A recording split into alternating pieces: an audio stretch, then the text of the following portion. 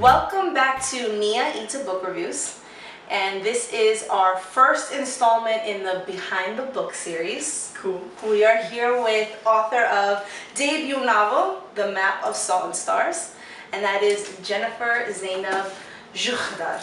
Perfect. Okay, I practiced that a few times. Thank you for having me. Of course, thank you for being here. Took time out in the middle of the book tour, right? Because you're right smack in the middle. Yep, right in the middle. Okay. So we will get into it. I have a couple questions of maybe how you got into writing and reading, Sure. and then we'll talk about the book. Okay, sounds good. Right. So I feel like it is a requirement to love reading before you become a writer, yes? Yeah. Is that safe to say? Totally safe to say. Yeah.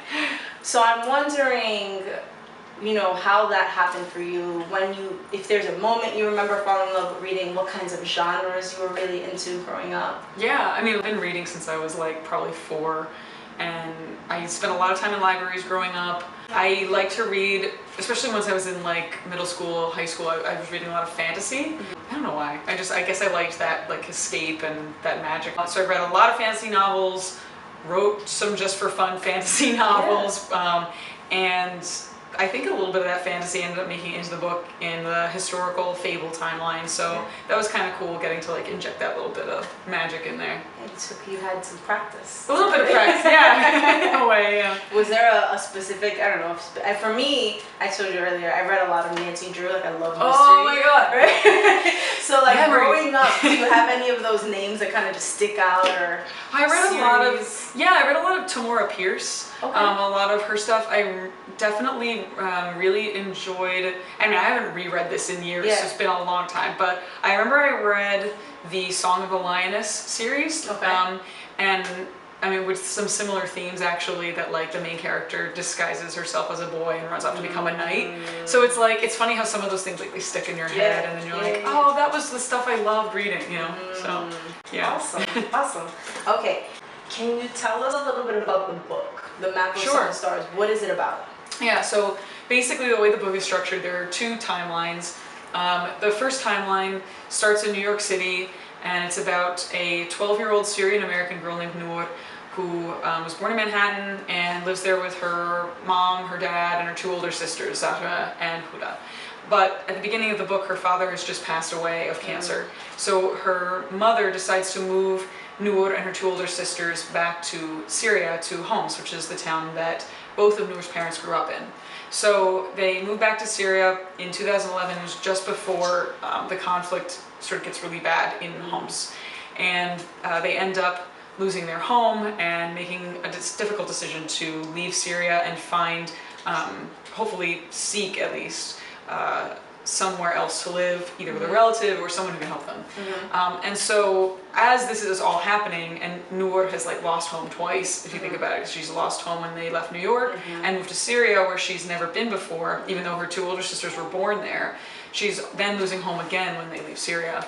So she is, while this is happening, telling herself this story of a 12th century map maker named Ali Idrisi and of his fictional apprentice, because Ali Idrisi was a real map maker, but also the story of this fictional apprentice named Rawiya, who runs away from home and disguises herself as a boy to apprentice herself to this map maker, who is making the most accurate map of the world that had been made to that date in 1154.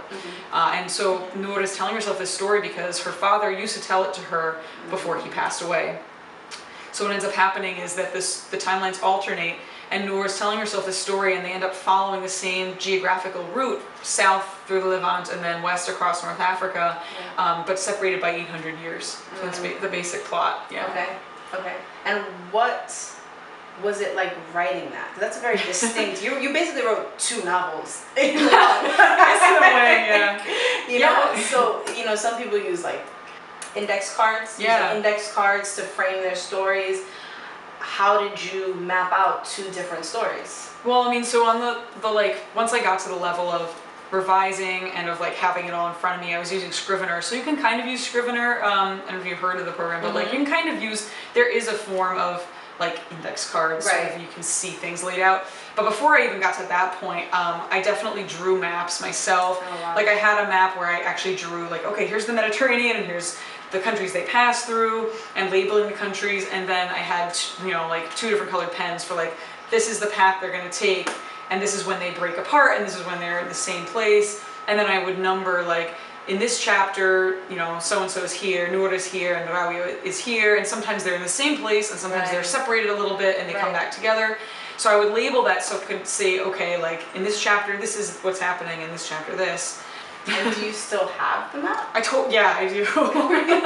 Yeah, I have like so many I have so many notebooks of all of the notes that I took for this though, because I had to like really plan all these things out. Right, it was a lot of research. There was a ton of research. Was it difficult? For example, I had no idea who Ali Idrissi was. Did I say that okay? Yeah. All right. And I wasn't taught that in high school or in college. I didn't take any courses that taught me that. So how did you stumble across it? Because I'm assuming you had a similar education to mine here. Yeah, totally. Yeah, no, I didn't hear about it either when I was in high school or college or anything. And so I was just doing, shortly before I wrote the book, before I started writing the book in 2015, I was doing research just because I was interested in like the history of map making in the Islamic world and thinking about like important maps in history and how those maps were made because I didn't grow up hearing about any of that in terms of scientific discoveries, in terms of cartography, in terms of anything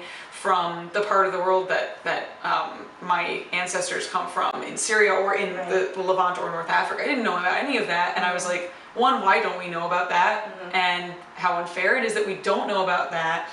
Because there are so many interesting discoveries, and this map maker and the story of the making of this map was so fascinating to me that I came across this world map and I was like, wow, like this, I wonder how this was made. Like I just was thinking about like, wouldn't it be interesting to be like a fly on the wall and see, because also when I was thinking about writing about a historical figure, it was sort of daunting to like, I was like, I don't think I can write from the perspective of Ali Idrissi himself. Like he's too big in my mind. Right. But I could access it through like a smaller point of this character that was fictional, that was maybe like tagging along as an apprentice. And Baker, am I saying his name right? No, that's just Bakr. Yeah. Bakr. Yeah. So Bakr was real. That was actually his apprentice. No, that was also fictional. Yeah. Also, Bakr and Rawi are both fictional characters. I just wanted to give a little like window, and Khaldun also, like those side characters, except for King Roger, he was a real person, he was a real king, and they really did collaborate, Ali Idrissi and King Roger. But all the like the apprentice type side characters are all fictional, just to be like, let me show you this. Right. You know. That was really cool, and there was definitely, we talked a little bit about like kind of fantasy. There was an element of that. Yeah. In Rawia's story. Yeah. Right? I mean, part of the reason I put that in, I wanted to give Noor something to like take with her, to hold on to.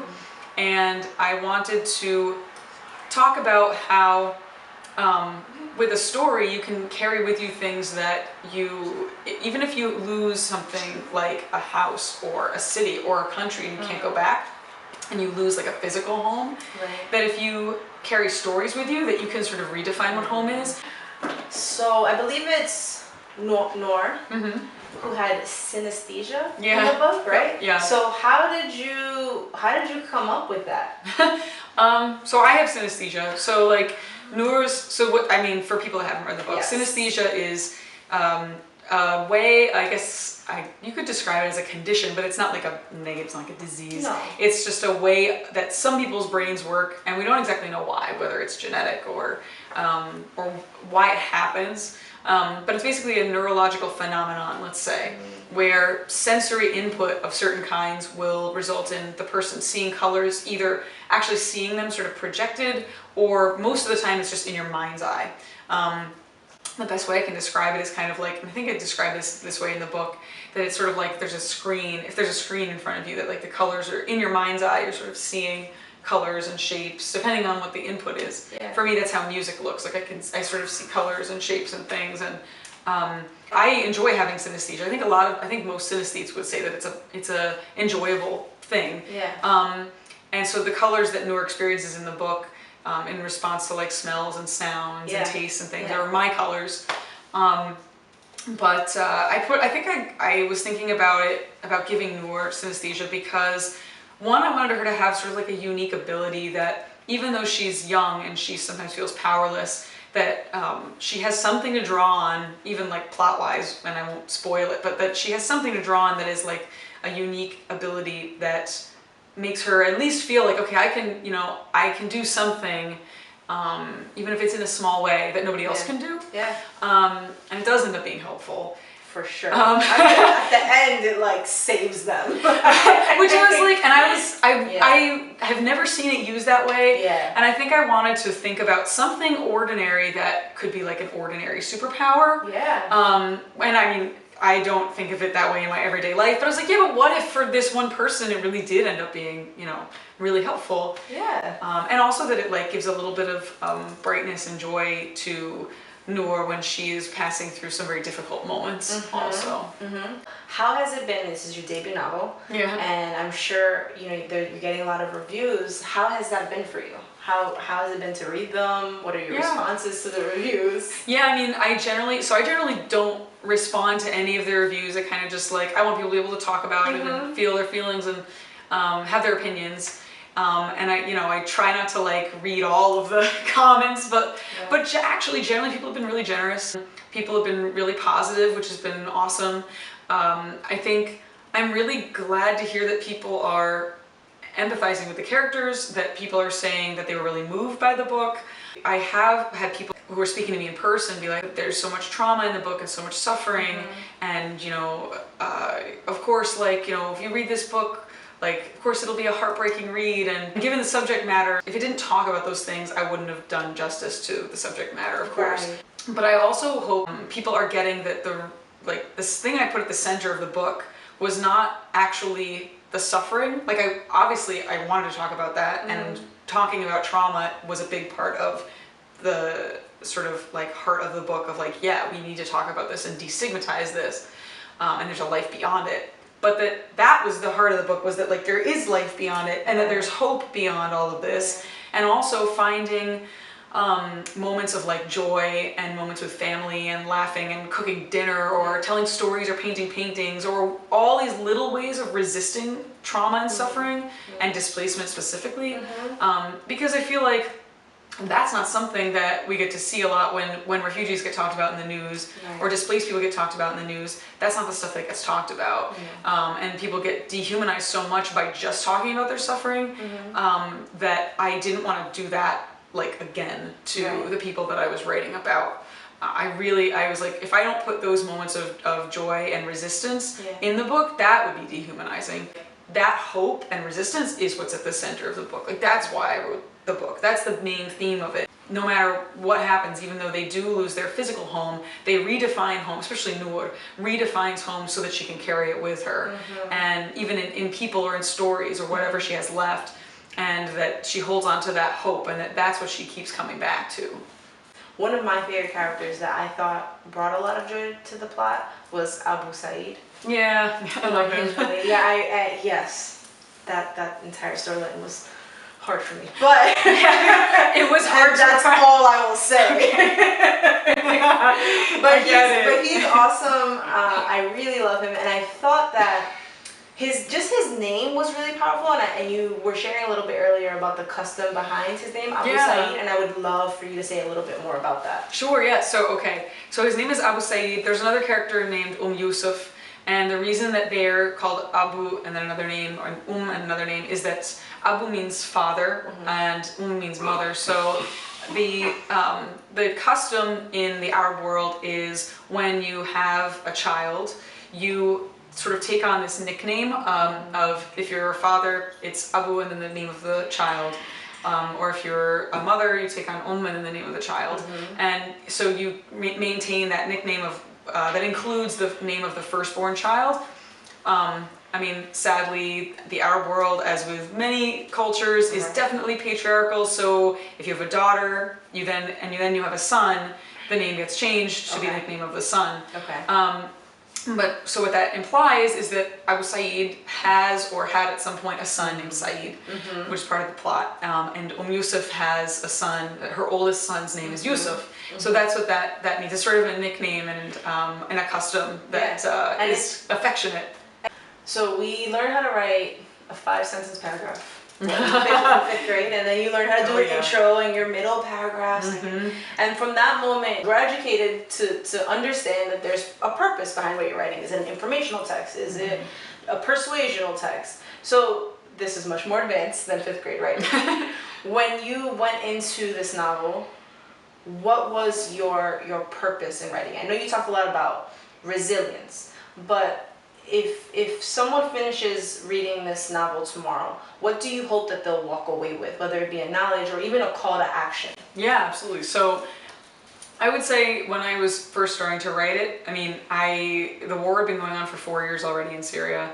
I obviously, just by nature of who I am and where I come from, even having been born in the States and growing up in diaspora, it's not something that I had the luxury of ignoring. I could never ignore it. So it was on my mind all the time.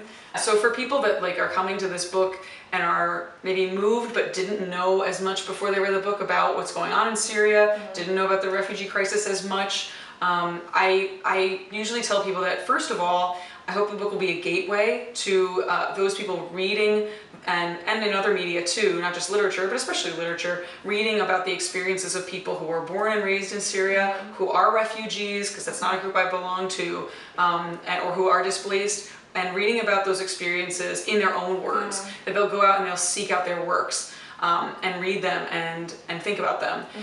So I think that's really important, and I tried to give some sort of things to start with, references to start with in the author's note in the back of the book.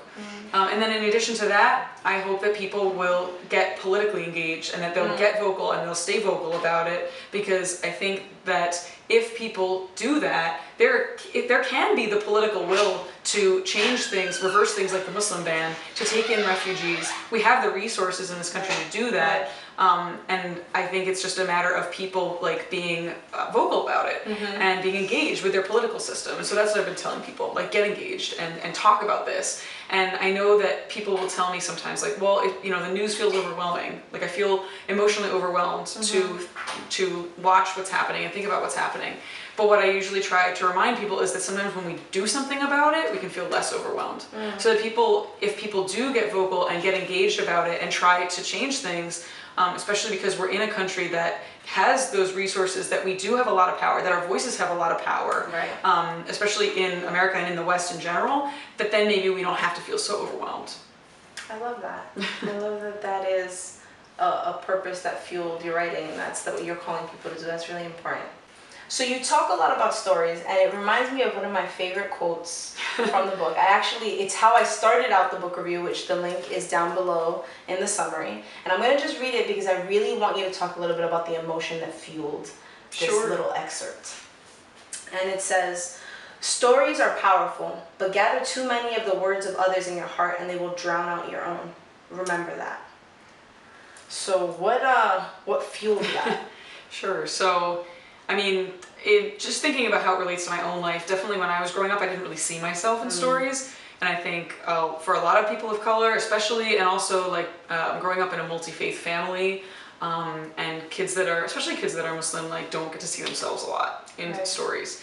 And so I know when I was first starting to write, and I was writing some of these sort of just for fun fantasy novels even, I was just writing, my characters would always be white, because I felt well, in order to have an adventure, you have to be, because that's what I was seeing. And it took me a long time to get past that and be okay, well, maybe I've seen, in college I started to see some Arab American authors even, and be okay, well, maybe I can write somebody that is like me in X, Y, or Z ways, and that they can have an adventure too.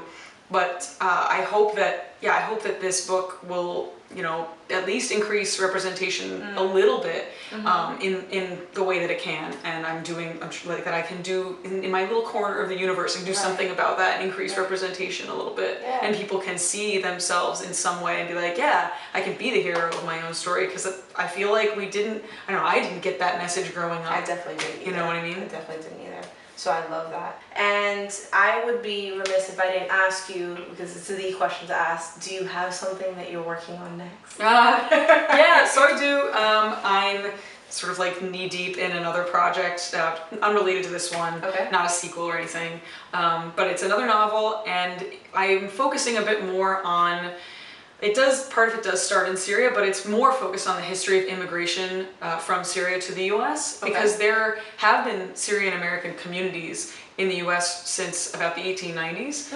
Especially the big one is in my hometown, New York City. And there was even a part of Lower Manhattan that until 1940, when the neighborhood was demolished mostly to build the Brooklyn Battery Tunnel and the residents were evicted, it was actually called Little Syria. Wow. And I never knew that growing up. Like, and I grew up in New York, but it's not talked about, and the history isn't really known and preserved and really valued. And so I wanted to, I was thinking about that, and I wanted to write about that a little bit, and about a lot of the other communities across the US that have a history of having these communities of Syrian immigrants.